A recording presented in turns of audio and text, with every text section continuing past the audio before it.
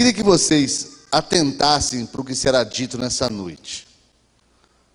A nossa vida, ela é uma busca constante, incessante, de um lugar ao sol, ou de obtermos vitórias nos entraves, nos problemas, nas lutas que todos nós passamos. E nós achamos uma pérola aqui. O texto por si já é uma grande conquista, clara, límpida, mas existem alguns segredos no texto que vamos ler lá em Josué capítulo 10, e que certamente poderão te livrar, te tirar da situação em que você se encontra, em que você um dia se encontrará, e até mesmo curar a tua alma para situações que você já se encontrou de adversidade. Se fôssemos dar um título a essa palavra, seria Como me tornar um conquistador. Como você pode conquistar vitórias na vida. Lá em Josué capítulo 10, do verso 28 ao verso 43, Josué 10, de 28 a 43, tem um relato assim: E naquele mesmo dia tomou Josué a Maquedá e feriu-a a fio de espada. É uma cidade, Maquedá, que na realidade é um reino, é uma cidade independente, como se fosse um país, como hoje nós conhecemos. Bem como ao seu rei, totalmente a destruiu com todos que nela havia, sem nada deixar, e fez ao rei de Maquedá, como fizera ao rei de Jericó.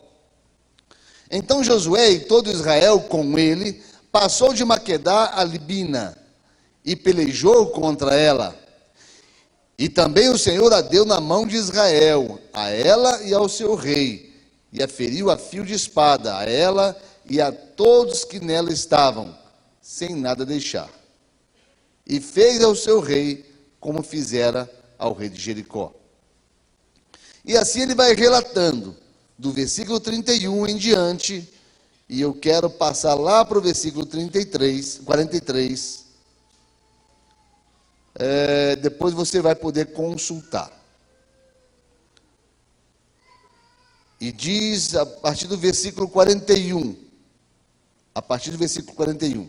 e Josué os feriu desde Cades Barneia até Gaza, como também toda a terra de Gósen até Gibeon.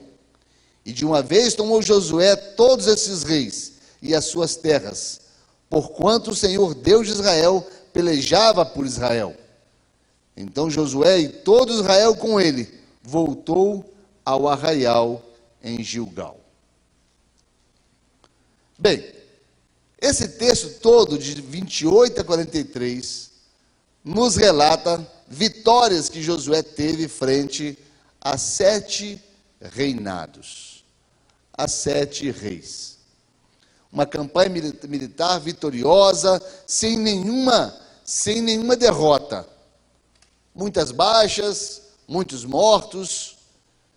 Nós não queremos entrar nesse mérito. Não queremos espremer esse texto e ver quanto sangue sairia ao espremermos o texto. Nós queremos tirar desse texto, sim, algumas lições. E queremos que essas lições nos sirvam nos dias de hoje, nas lutas que enfrentamos hoje em dia.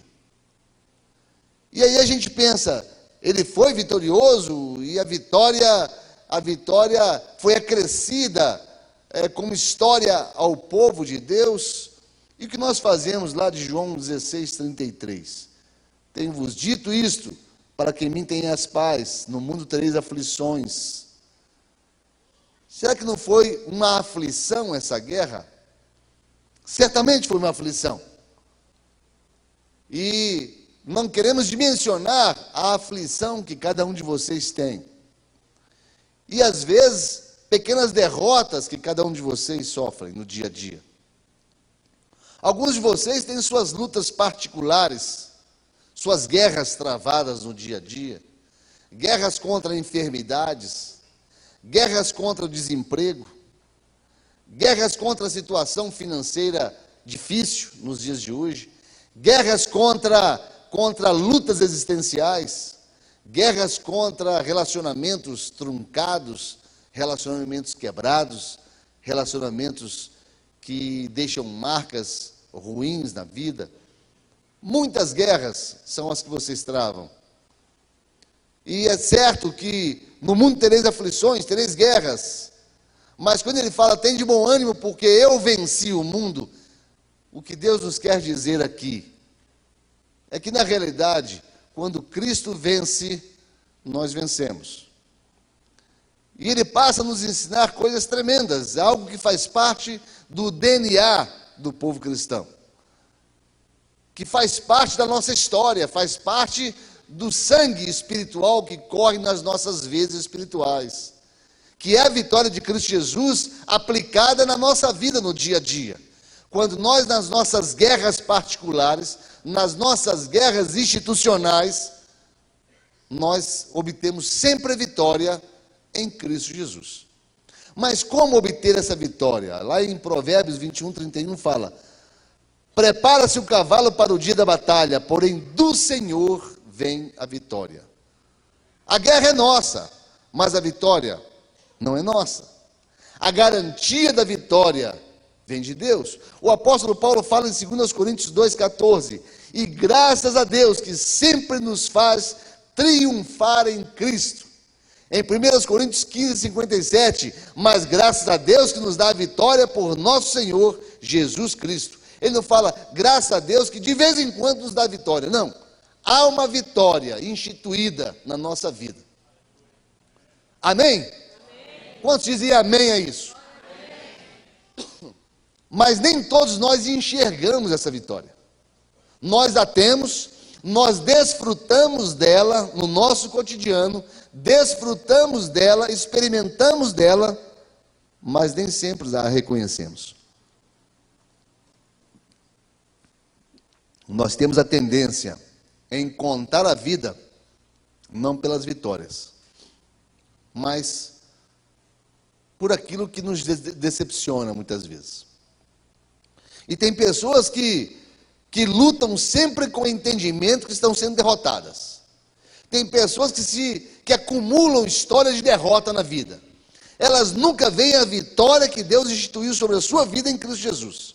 Elas nunca reconhecem essa vitória. Elas só sabem contar, só sabem ver derrotas. Você chega para ela e pergunta como vai a vida, ela começa a te contar uma derrota atrás da outra. Ela não consegue entender que mesmo nas derrotas, há vitória em Cristo Jesus. Que mesmo ante as tribulações, há vitória em Cristo Jesus. Porque vitória e derrota, na visão de Deus, são a mesma coisa. Vitória e derrota para nós, para Deus, é sempre vitória. Porque a derrota é aquilo que o apóstolo Paulo fala, a tribulação produz perseverança. A perseverança já é uma vitória. Existe a tribulação que vai produzir desânimo, mas o desânimo não é o fruto da tribulação. A tribulação tem que produzir perseverança. E a perseverança tem que produzir experiência. E a experiência tem que nos levar à esperança. Essa é a ótica de Deus. Não tem como olhar a vida de outra forma. E eu queria caminhar com vocês em 5 aspectos na vida de Josué que o fizeram vitorioso, mas não somente o fizeram vitorioso. Foram 5 circunstâncias que ele conseguiu enxergar na vida dele, que fizeram a diferença na vida dele. Certamente, fala na sua também. Amém, queridos? Fala para o irmão que está ao seu lado assim, são 5 experiências que servem para você. E servem para mim também. Amém. O que afinal havia na vida de Josué que o tornou vitorioso?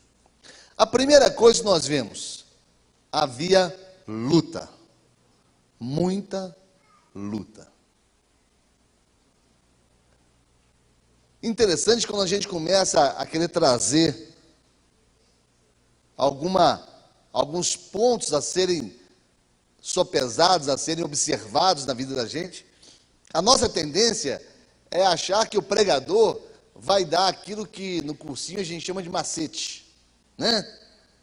Vai dar aí uma redução de esforços, vai te ensinar a driblar os problemas, as circunstâncias adversas. O pastor agora vai me falar alguma coisa que vai ser uma grande novidade. E eu vou me apegar a isso que ele vai falar, e isso vai minimizar os meus esforços. Mas eu quero te dizer, amados, que não existe minimidade de esforços. Não existe redução de esforços. Não existe nenhum segredo que não seja primeiro luta para se vencer. Não tem como. O único lugar que sucesso vem antes do trabalho é no dicionário. Porque em todo lugar o trabalho vem antes.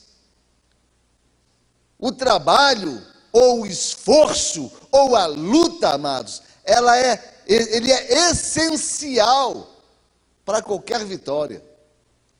Se você espera obter vitória sobre algum problema, alguma circunstância adversa, alguma situação na tua vida que te aflige, eu quero te dizer isso: você não conseguirá obter vitória sem luta, e muita luta.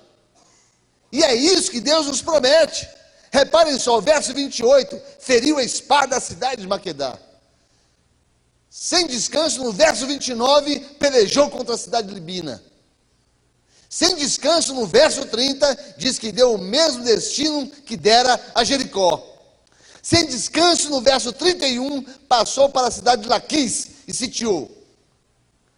Já no verso 32, não mudou a sua posição de conquista. No 33, destruiu Roão e todo o povo de Gezer, aliados de Laquis. No verso 34, sitiou e destruiu a cidade de Eglon. No 35 a 37, destrói Hebron, que futuramente ele dá para o seu companheiro, o seu amigo Caleb, que o dá para sua filha. No verso 38, ele destrói a maior das cidades, Debir. Interessante, queridos. Todo versículo você vê luta. Não tem um versículo sequer que você não veja Josué lutando. Se você quer vencer as adversidades, os problemas da sua vida, você precisa entender isso. Você tem que lutar, você tem que brigar, você tem que batalhar, você tem que exercitar força, vontade, em cima de qualquer tipo de problema. Deus só abençoou Josué depois que ele lutou. Josué não teve a bênção de Deus para depois lutar, não. 7 nações destruídas, 7 reis destruídos, muita luta, muita guerra, muito esforço. Foi isso que fez com que Josué se tornasse um vencedor. Não tem receita, queridos. Não tem outra receita. Tem gente que acha que vai vencer na vida acordando às 10 da manhã. Tem gente que acha que vai vencer na vida, vai vencer os problemas, orando sem atitudes. Não existe vitória sem luta. 2 Timóteo 2,15 fala: procura apresentar-te a Deus aprovado, como obreiro que não tem do que se vergonhar. Aprovado. Amados, ninguém é aprovado sem antes ser provado. Provação faz parte da vida. Provação faz parte da vitória. Não existe vitória sem luta. Vitória sem luta, isso aí, amados, é balela. Existe luta e muita luta. Pode crer que existe luta. Nós não podemos ser irresponsáveis em crer que Deus nos abençoará, nos dando uma vitória, na qual nós não tenhamos lutado. Há luta sim, há esforço sim, Tem um texto da palavra, lá em Ageu 2,4, que fala assim: ora, pois, esforça-te, Zorobabel, diz o Senhor, esforça-te, Josué, filho de Josadaque, sumo sacerdote, esforça-te, todo o povo da terra, diz o Senhor, e trabalhai, porque eu sou convosco, diz o Senhor dos exércitos. Muita gente fala assim: mas pastor, Eclesiastes 2,26 fala: ao homem que agrada a Deus, Deus dá conhecimento, sabedoria e alegria, mas ao pecador dá trabalho, para que ajunte e amontoe, a fim de dá-lo àquele que ama a Deus. Aos seus ele dá enquanto dormem, pastor. Queridos, não confundam as duas coisas. O dormir não é o sono da indolência, não é o sono da permissividade, não é o sono da imprudência, o sono irresponsável. Esse sono é o sono do descanso, é o sono da entrega, é o sono da despreocupação. Amém, queridos? É o sono da despreocupação, é o sono de você confiar, é o sono de você entregar nas mãos de Deus, contudo, entretanto, porém, todavia, portanto, conquanto, você precisa lutar. Não tem como você vencer sem luta. A luta faz parte do processo de Deus. O próprio Jesus diz em João 5,17: meu Pai trabalha até agora e eu trabalho também. Jesus trabalhou, Jesus lutou, foi uma conquista suada, uma conquista a gosto de sangue, de luta, muita luta. O apóstolo Paulo fala em 1 Coríntios 16,9: porque uma porta grande e oportuna para o trabalho se me abriu, e há muitos adversários. Além do trabalho, eu tenho adversário. Além do trabalho, eu tenho adversário. Me faz lembrar de um pregador que o pastor Filomeno levou em Brasília. Ele é nordestino, aí, na expectativa, todo mundo vê como é que era o irmão, que ele havia falado: olha, ele prega, e em uma hora de pregação você ri duas. Aí levaram esse pastor lá, e chegou com a Bíblia velha, chegou com uma calça amarrada com um cordão em vez de cinto, um paletó bem surrado, aí botou aquela bibliona assim em cima da mesa, falou: eu quero falar nessa noite sobre 3 tipos de crente: o crente égua, o crente pai d'égua e o crente filho de uma égua. E caramba, o que vem por aí, né?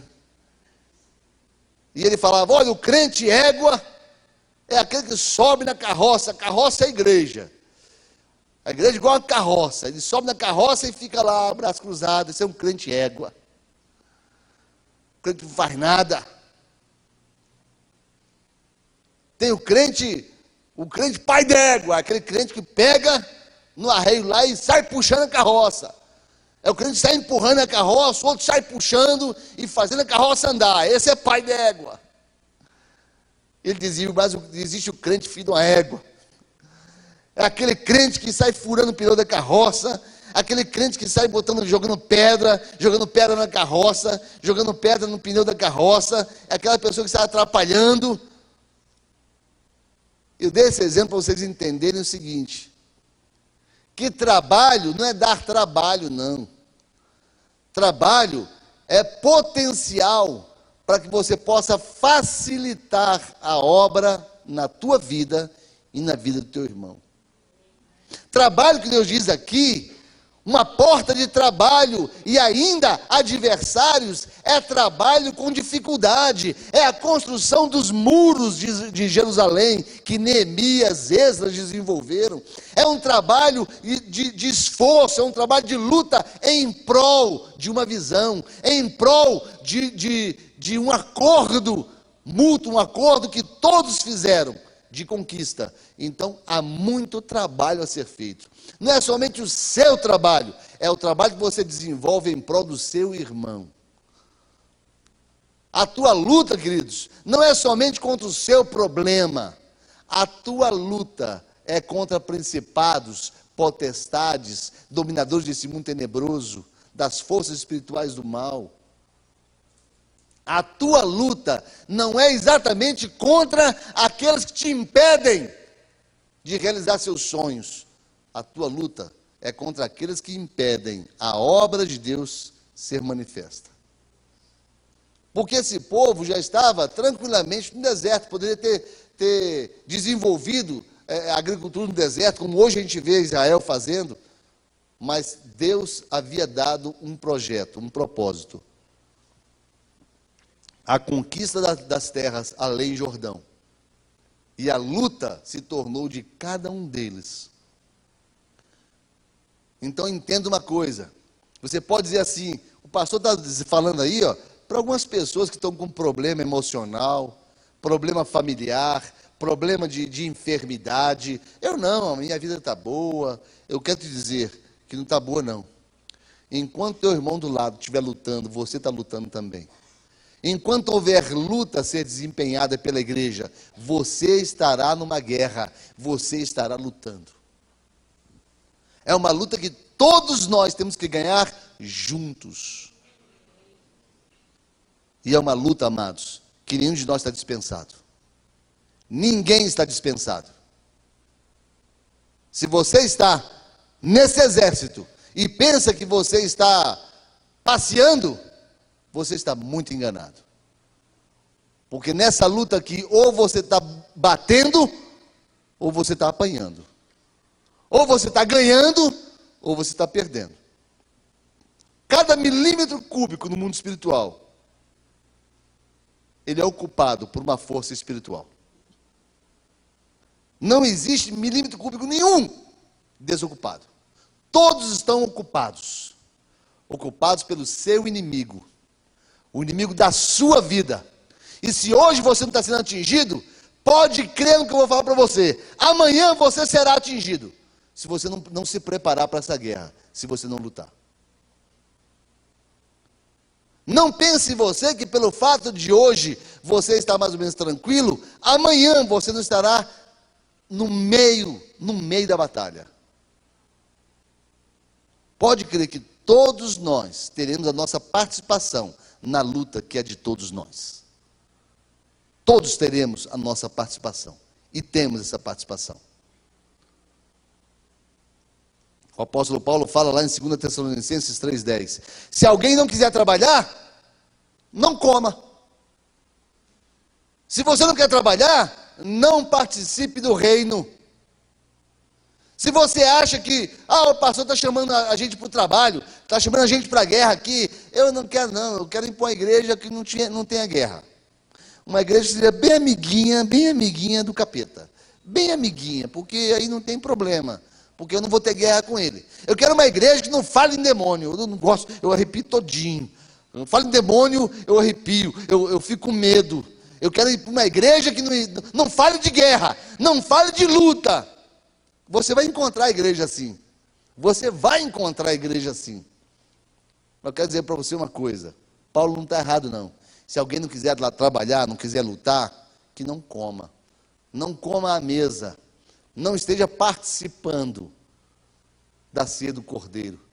Não esteja participando do reino de Deus. Porque nós fomos chamados para lutar, queridos. Amém? Amém.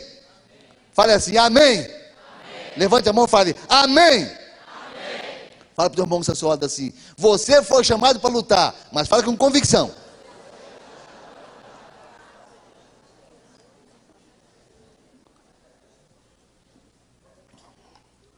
Se tivesse alguém dormindo aí, ia acordar assustado.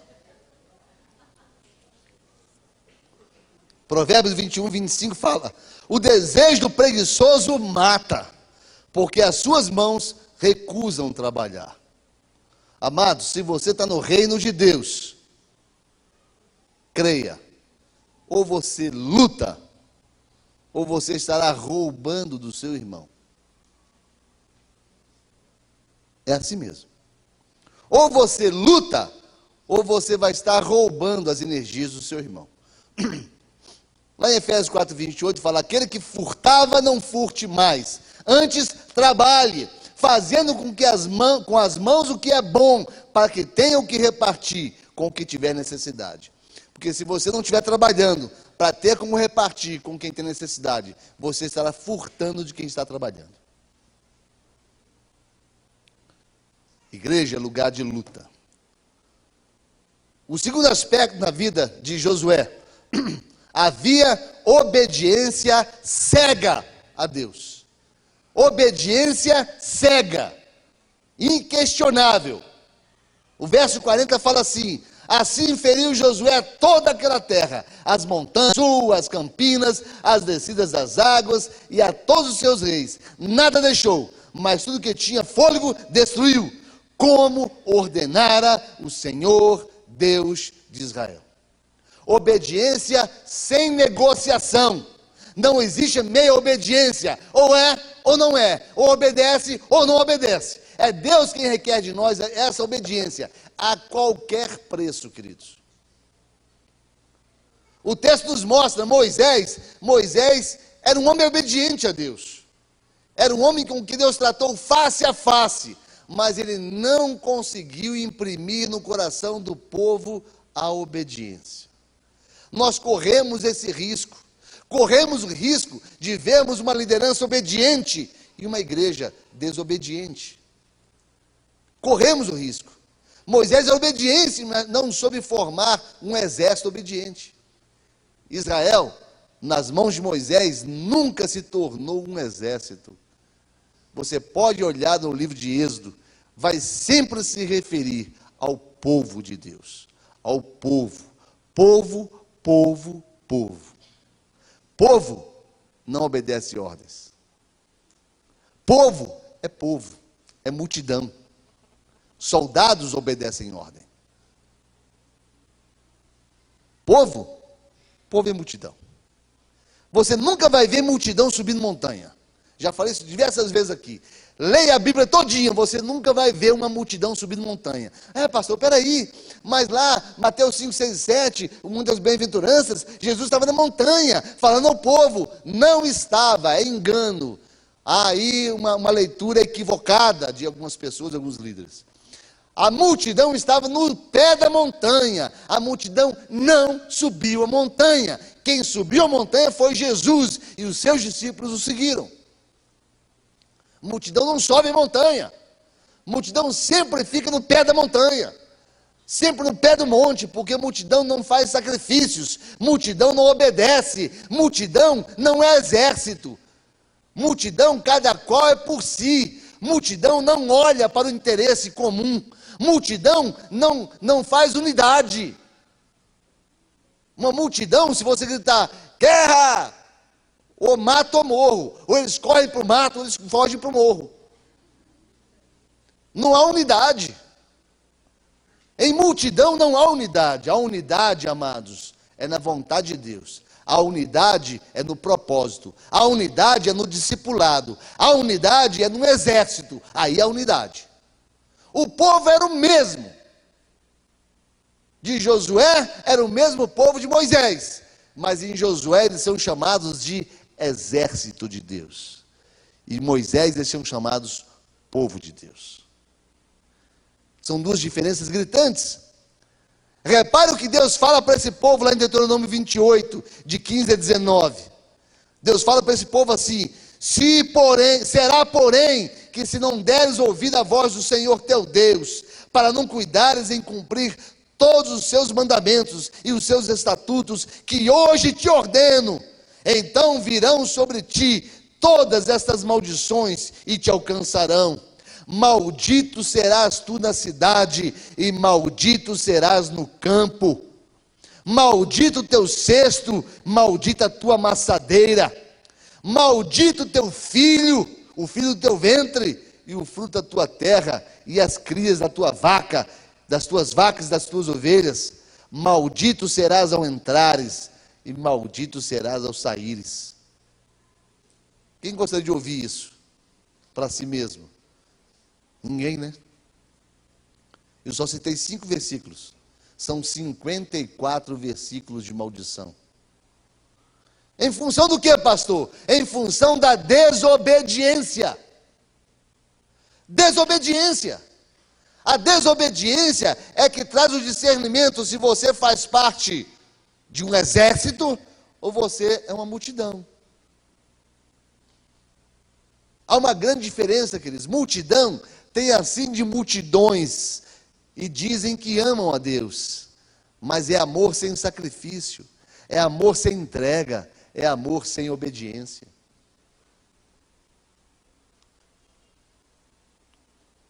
Sabe, amados, desobediência tira você do propósito de Deus. Se você não consegue obedecer, não tem como você obter vitória. Não tem como você obter vitória. A tua pseudo-vitória certamente será uma grande derrota lá na frente. Não pense que pela desobediência alguém alcance vitória. Porque não alcança. Não alcança. Nós vemos uma terceira qualidade na vida de Josué. Havia unidade de propósitos. Unidade de propósitos. Reparem só, no verso 29 fala, Josué, digam comigo, e todo Israel. Josué, eu falo Josué e vocês falam e todo Israel. Josué, no verso 29, passaram de Maquedá. No verso 31, Josué, passaram de Libina e Laquis. No verso 34, Josué, passaram de Eglon. No verso 36, Josué, subiram de Eglon até Hebron. No verso 38, Josué, voltaram a Debir e pelejaram. No verso 43, Josué, voltaram ao arraial em Gilgal. Havia unidade, unidade de propósito. É isso que nós devemos entender. Em Moisés não havia unidade. Moisés subiu para receber as tábuas da lei. O povo ficou adorando bezerro de ouro. O povo adorava bezerro de ouro. E nós criticamos esse povo que adorava bezerro de ouro. Quando nós adoramos o ouro do bezerro, dá na mesma. Dá na mesma adorar o bezerro ou o ouro. Dá na mesma. Sem unidade, queridos, nós não veremos a Deus. Sem unidade, nós não teremos vitória na nossa luta cotidiana. Tem que haver unidade de propósitos. Deus tem que mudar nosso coração de Moisés, o coração de tirar o povo do engano, da escravidão, do pecado, do Egito, e nos dar um coração de Josué, coração de unidade. Moisés evitou as guerras. Você sai lendo, você vai ver que Moisés evita algumas tribos. Moisés dá uma volta tremenda para não se encontrar com tribos inimigas, porque dizia, eu tenho que poupar o povo. Coração mole de Moisés. Eu tenho que poupar o povo vem aí cansado no deserto, o povo tem crianças, o povo tem mulheres, o povo tem velhos, tem o populacho eram os egípcios que casavam com as hebreias e as egípcias que casavam com os hebreus, e estavam no meio daquele povo ali. Então era o populacho, era um povo que não tinha aliança com Deus. Então como é que eu vou botar esse povo na guerra? Não, tadinhos. Agora você vê aqui Israel com Josué, Israel toda com Josué. Onde estavam as mulheres, as crianças, onde estavam os velhos? Todo mundo puxando espada, todo mundo virou exército, numa unidade, queridos. Todos viraram exército numa unidade. Nós temos que entender isso. Tem que haver unidade. Numa das vezes que fomos a Israel, nós descobrimos duas palavras ditas por um líder de exército israelense. Uma das palavras é kadima. Quando um líder fala kadima, ele fala: avancem, lutem, vocês. Mas quando um líder fala aharai, ele quer dizer: venha após mim e lutem comigo. Eu vou à frente, lutem comigo. Moisés dizia: kadima, kadima, lutem, vão lá e lutem. Eu vou ficar aqui em cima do monte e levanta minha mão aqui, porque eu vou abençoar o povo e o povo vai lutar lá embaixo. Moisés era kadima. Mas Josué dizia: aharai, todo Israel, venha comigo, nós vamos lutar. E Josué saía conquistando, dia após dia, conquistando vitória, dia após dia. Por quê? Porque ele era um líder do exército, não era líder de um povo. Amém, queridos? Amém. Pergunta ao irmão que está ao seu lado: você é povo ou você é exército?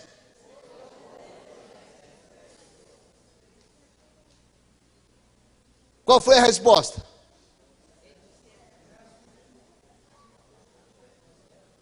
Quem quer fazer parte do povo nesse contexto de Deus? E quem quer fazer parte do exército de Deus? Fique de pé e aplaude o Senhor Jesus com toda a sua força. Se você é exército, fica de pé.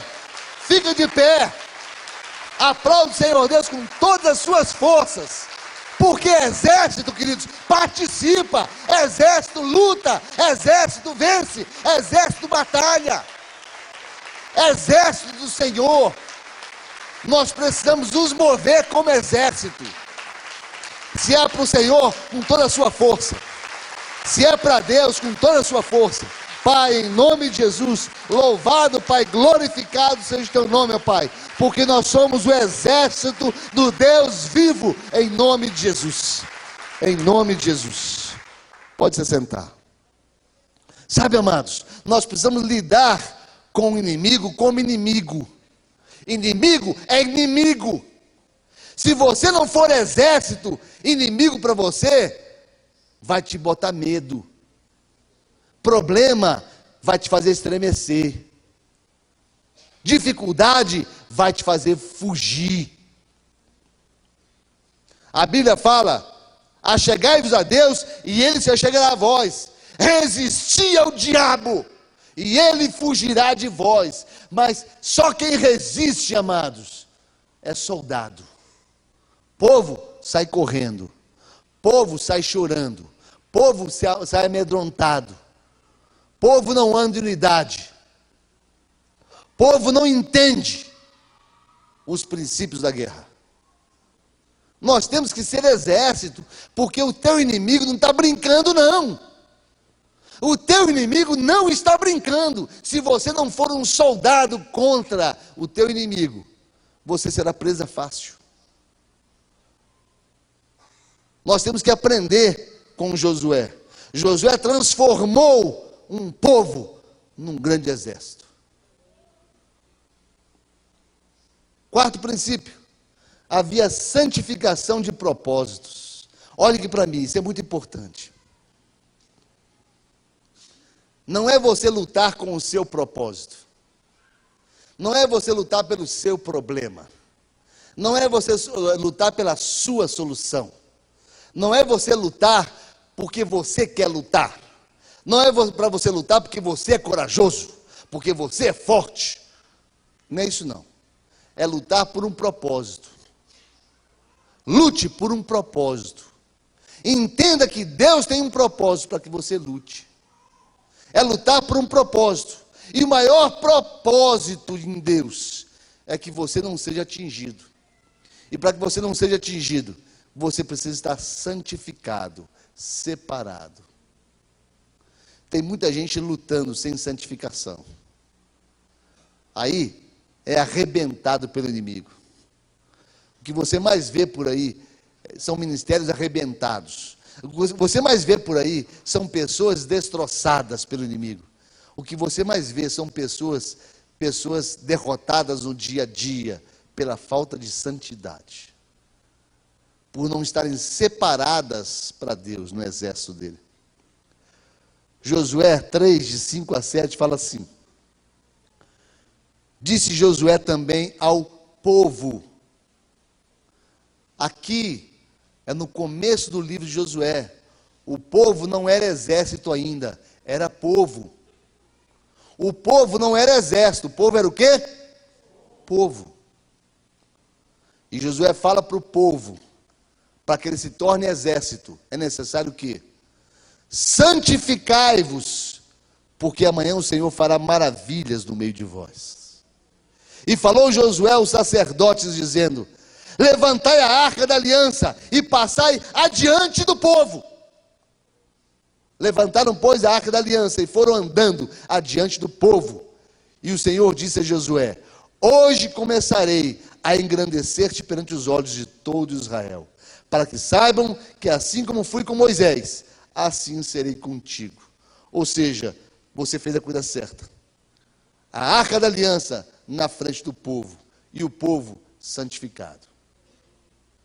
Amados, a arca da aliança na sua frente é o propósito de Deus à sua frente. É o propósito de Deus acima do seu próprio propósito. É a vontade de Deus acima da sua própria vontade. Os sacerdotes e a arca da aliança na frente. Quer dizer que o propósito de Deus é maior que o seu. O propósito de Deus te leva à guerra. O propósito de Deus te faz um vencedor. O propósito de Deus é maior que qualquer coisa na sua vida. O propósito de Deus. Foi assim que Josué transformou um povo num exército. É assim que você vai ser transformado em povo num soldado. Colocando o propósito de Deus à sua frente e se santificando, para que o Senhor faça maravilhas através da sua vida, maravilhas da sua vida, maravilhas da vida dos seus, maravilhas na vida das pessoas que com você se relacionam no dia a dia. Santidade, queridos. Santidade. O grande segredo está no verso 6, o grande segredo. Falou Josué ao sacerdote dizendo: levantai a arca da aliança e passai adiante do povo. Esse é o segredo. Quando o sacerdote vai à frente do povo, levando a arca que tipifica a vontade de Deus, o povo deixa de ser povo e se torna um exército. Esse é o grande segredo. Quando você coloca Deus à frente dos seus projetos pessoais, ele deixa de ser pessoal para ser um projeto de Deus na sua vida. Então, ore para que Deus pegue o seu projeto pessoal e o transforme no projeto dele. Coloque o sacerdote à frente, coloque a arca à frente, coloque Deus à frente e se santifique, para que a luta sua seja a luta de Deus a seu favor. Eu posso ouvir amém? Amém. Amados, esse é o grande segredo. É você não lutar mais a sua luta. Entenda esse segredo que está aqui. Coloque uma voz sacerdotal à frente. Coloque a arca do Senhor à frente. A luta, quem vai lutar é você, mas Deus lutará por você. Ele vai à sua frente. Contra Jericó, que espada foi levantada? Nenhuma, só adoração e louvor, somente. Porque Deus estava à frente da batalha. Deixou de ser uma luta pessoal para ser uma luta do próprio Deus por você. Santidade, queridos.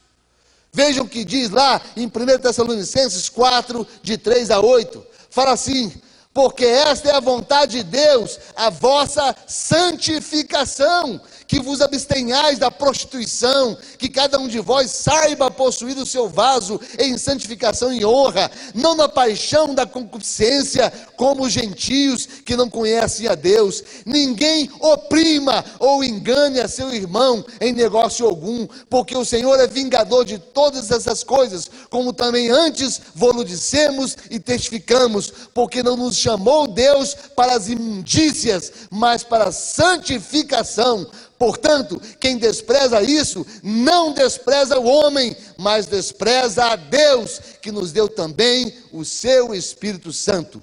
1 Tessalonicenses 4, 3 a 8. O que é isso aqui? Está dizendo o seguinte, querido: não entre na guerra, não entre em luta alguma sem santidade. Você vai ser derrotado facilmente pelo inimigo. Mas se houver santidade, e você colocar essa luta como um projeto de Deus na sua vida, Deus promete a vitória. Amém, queridos?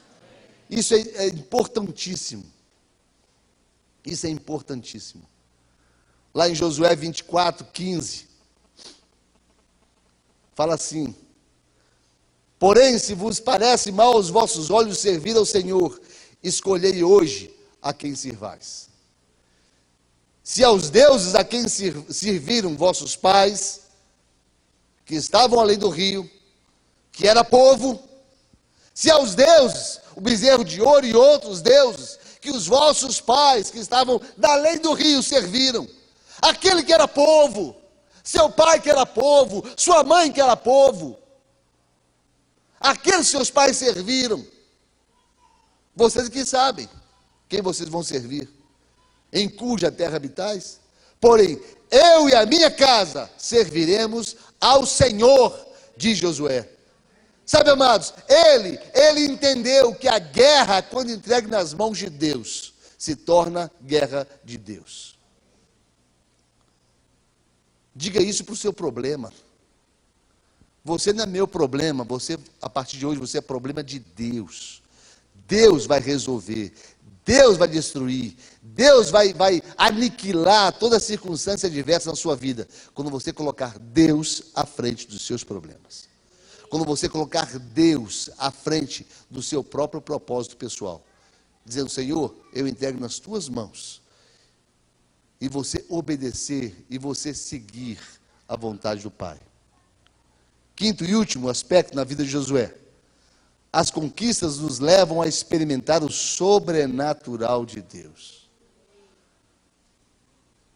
Josué 10, 12 a 14, fala assim: então Josué falou ao Senhor no dia que o Senhor Deus amorreu nas mãos dos filhos de Israel.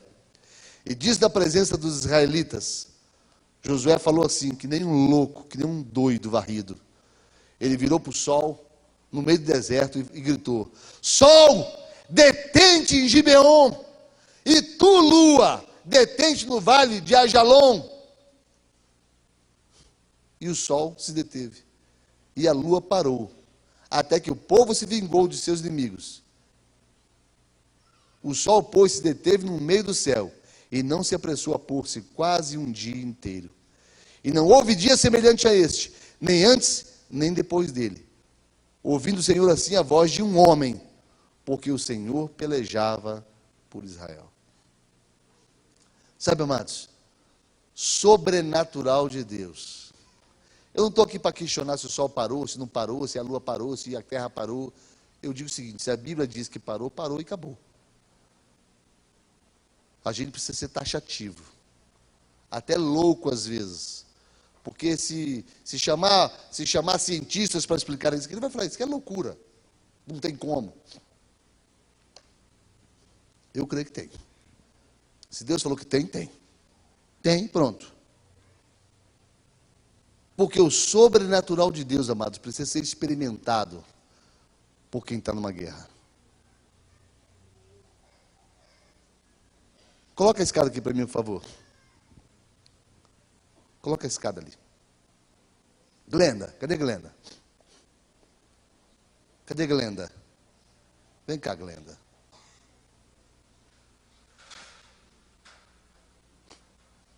Deus me colocou no coração, Glenda, algo. Vem cá.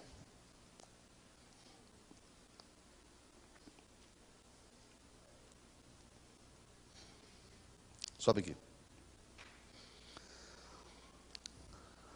Há uns meses atrás, Glenda era alvo principal da oração dos pastores e de muitos da igreja. Porque Glenda teve um problema na infância, em que uma das pernas dela retardou o crescimento e ficou 5 centímetros menor que a outra. Isso aí vem desgastando a bacia de Glenda e ultimamente ela tem estava tendo muita dor. A Glenda, inclusive, parou de trabalhar por causa disso. E muita dor. Foram 6 anos de dores constantes. Imagine que você, de vez em quando, tem uma dor, aí passa uma semana, tem outra dor. Ela tinha dores constantes.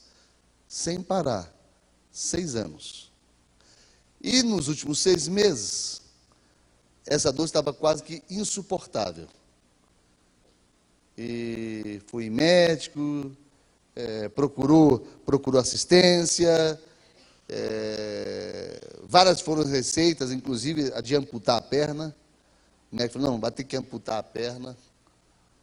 E ela com dor o tempo todo, e essa situação dificílima, a gente tentando lá no Sara Kubitschek, em Brasília, a gente orando por Glenda.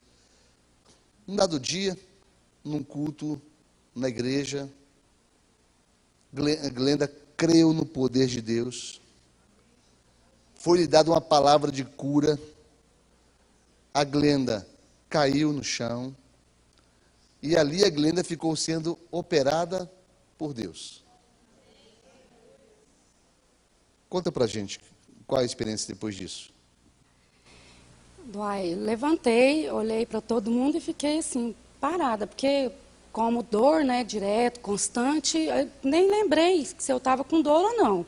Levantei, abracei o Josimar, vi aquilo, sentei. E no que eu sentei já não senti dor, porque eu sentava, senti dor, levantava, então, aí fui embora para casa, nada de dor. E aí foi indo, acabou mesmo, né? E fui ao médico, né, porque sempre estou indo e voltando, aí ele marcou. Cheguei lá, aí ele me perguntou, eu falei, não estou sentindo dor nenhuma. Aí ele olhou para mim, como? Eu falei, eu não estou sentindo nada, doutor, nada. Inclusive, eu falei até para a pastora que eu fiquei bege com esse médico, porque ele não falou nada, ele simplesmente olhou para mim, pegou a receita, o papel, ela passou todos os exames, falou, então faz esses exames todos aqui para mim e traz. Falei, então tá, né, e saí assim, sem graça, sem... Gente, eu fiquei boba, porque do jeito que eu ia chorando, voltava pior ainda, e só ia botar a perna, era só coisa ruim. E aí fiz os exames. Aí tudo, e aquela, né, vontade de voltar lá, achando que ele ia ver os exames, ia falar. Mas realmente, no exame deu que... Só deu 1 centímetro de diferença. Acabou. Tem mais? Vocês podem aplaudir o Senhor Jesus por isso?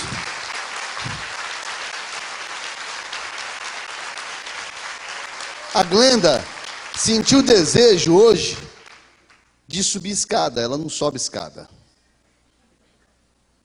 Mas sentiu o desejo de subir essa escada e projeto de Neemias. Aí meu amor chamou ela. Exato, do qual ela é fiel desde o início. E ela quer ter o prazer de riscar mais um projeto de Neemias. Glenda, nós queremos ver o sobrenatural de Deus. Em nome de Jesus. Você pode subir, Glenda. Está abençoada. Você que nunca subiu escada, suba a escada agora, Glenda. Em nome de Jesus, e risca lá. Risca, em nome de Jesus. Sabe, amados, parece... É simples, pastor. Simples para qualquer um de nós. Para ela não. Você tem que segurar a escada, senão a irmã vai cair.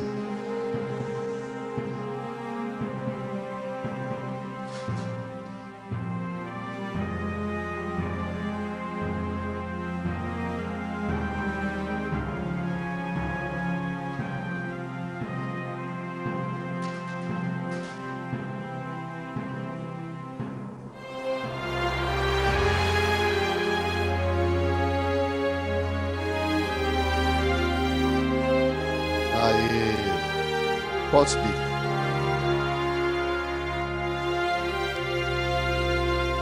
Glória a Deus.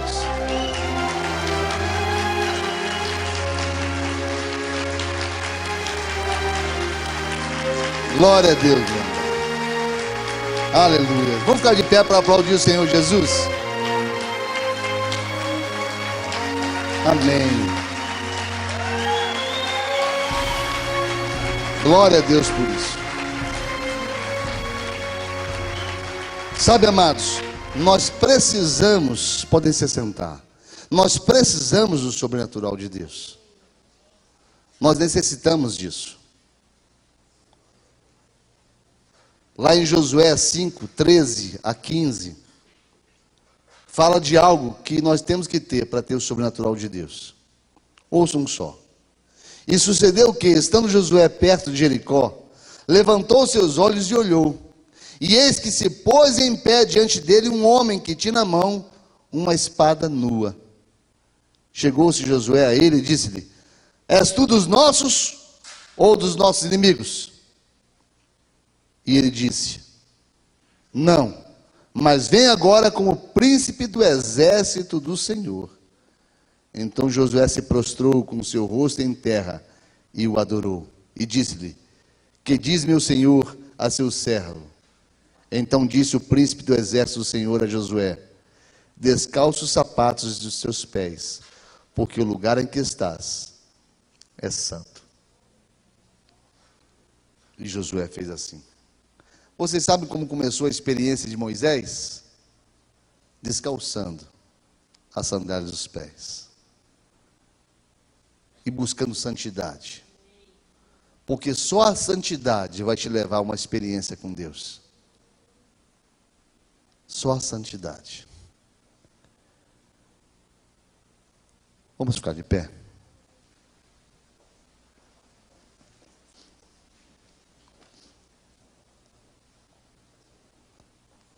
Baixe sua cabeça. Josué nos mostra segredos tremendos. Mas diz um texto lá em João, 1 João 5,4: Porque todo que é nascido de Deus vence o mundo. E esta é a vitória que vence o mundo: a nossa fé. Para que você possa exercitar sua fé em busca da vitória, você precisa nascer de Deus. Não tem como, querido, não tem como você imaginar que você vença qualquer tipo de problema se você não é nascido novamente. Não tem como. Se você está aqui nessa noite e você já pensou em chamar Jesus para morar no teu coração? Já pensou em ter uma vida diferente na presença de Deus, mas não tem tido força? Se de repente você um dia já esteve na presença de Deus e está distante disso, você pode ter vitória em todos estes problemas que você tem tido derrota ultimamente. De repente você tem sido derrotado em tantas situações da sua vida, mas você pode ter vitória se você colocar a arca da aliança à frente da sua luta. Você chamar Jesus para morar no teu coração. Aí onde você está mesmo, eu quero desafiar você. É uma atitude de fé, e você precisa tê-la para vencer as suas lutas. Aí onde você está, basta que você levante uma de suas mãos, como eu estou fazendo aqui, para que eu ore com você, para que Jesus entre no teu coração, para que sua vida seja transformada. Quem mais? Quantos mais? Amém, Jesus. Amém. Isso é o que importa na sua vida. É que Jesus esteja à sua frente. É que você aceite a guerra, mas que entregue nas mãos dele. É que você lute sim, continue lutando, mas que você coloque Jesus à frente da sua luta. Todas as pessoas que levantaram suas mãos, eu gostaria de orar com você. Por favor, dê um pulo aqui na frente, vem aqui na frente. Deixa eu orar com você. Todos que levantaram suas mãos. Amém, Jesus.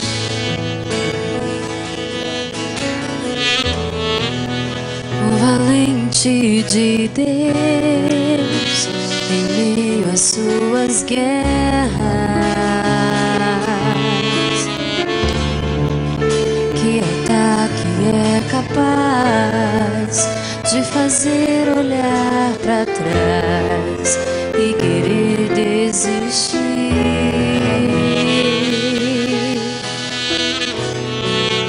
Que terrível arma é tentar paralisar sua fé. Cansaço, desânimo, logo após uma vitória, a mistura de um desgaste, como um contra-ataque do mal, a dor de uma perda, ou a dor da traição, uma quebra de aliança. Jesus, olha aqui para mim, vocês que vieram à frente. A luta que vocês travavam até o dia de hoje era pessoal, era sua luta, era sua guerra. Mas a partir de hoje vai acontecer com a sua vida o que aconteceu com a vida de Josué. Ela deixou de ser uma luta pessoal para ser uma luta do povo de Deus, uma luta do exército do Deus vivo. Então não é somente sua. A partir de hoje você está colocando a arca da aliança à frente. Quando você vem à frente, você fala: Jesus, toma a minha vida nas tuas mãos, toma a minha luta nas tuas mãos. A partir de hoje a luta não é somente sua, Deus está assumindo a tua luta por você. Amém? Coloca a mão no seu coração e repita assim: Senhor Jesus, eu entrego nas tuas mãos a minha vida e as minhas lutas, para que o Senhor possa guerrear por mim. E a partir de hoje, Jesus, sempre entregarei tudo em tuas mãos. Eu te recebo nesse momento como o Senhor e o Salvador da minha vida, em nome de Jesus. Deus, além de dar a você a ajuda que você precisa, Ele separou um exército para lutar junto com você a sua luta. Só vira ali para trás, ó, vocês vão conhecer o seu exército. O exército vai estar com vocês, amém? Os obreiros vêm.